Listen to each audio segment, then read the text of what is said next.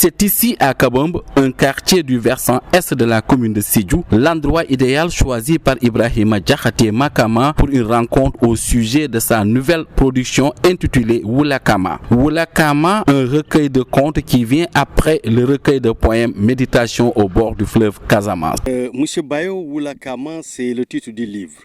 Si vous voulez, Wulakama, c'est un peu la version mandingue de ce que les Wolof appellent Ndumbelan. Une sorte de lieu où la seule loi, c'est qu'il n'y a pas de loi. Ou si vous voulez, la loi, c'est la loi du plus fort.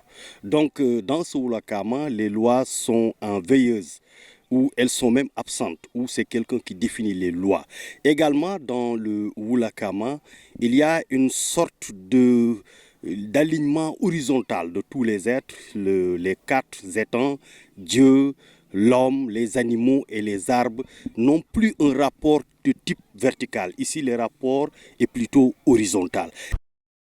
Cette variation de genre littéraire trouve toute sa pertinence dans une vision d'explorer les différentes formes d'écriture. Le monde du merveilleux où Dieu et arbres se parlent, où homme et sels minéraux peuvent côtoyer, avoir des rapports. Voilà, c'est donc une sorte de libre imagination, une imagination galopante qui peut aller où elle veut, contrairement aux autres genres littéraires. Donc, cette fois-ci, j'ai exploré ce genre littéraire pour avoir plus de liberté d'imagination, pour avoir plus de liberté d'écriture.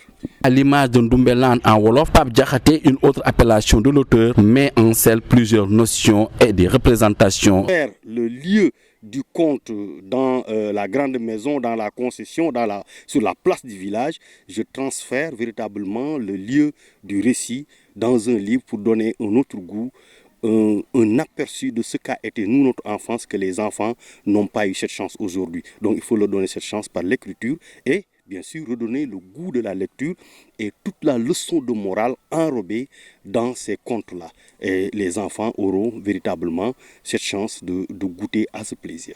Romancier, essayiste, journaliste et enseignant, plusieurs casquettes à la fois. Pape ne tarit jamais de sources d'inspiration quand il s'agit d'écrire. Souvent, il avance même mettre à contribution son riche patrimoine culturel au service de ses productions.